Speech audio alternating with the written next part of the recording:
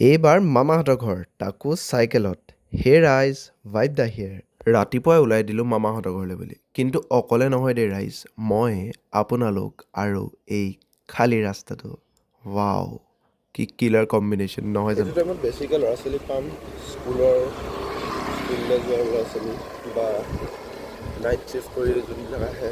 আইঅ' যেনেকৈ কৈছে যেন গোটেই ৰাতিটো ই গাৰ্ডহে দিয়ে অৱশ্যে এই কোৱা কথাটো মিছা নহয় বাৰু ভাগৰে জগৰে গৈ আছোঁ আৰু ৰাইজ নাজানো কেলৈ প্লেন বনাইছিলোঁ কিন্তু মজা লাগিছে ৰাইজ বহুত মজা লাগিছে মজাই পানীও খুৱাই দিছে ৰাইজ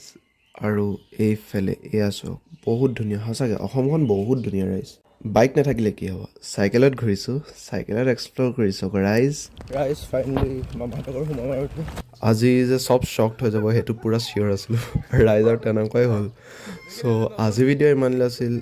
বাই বাই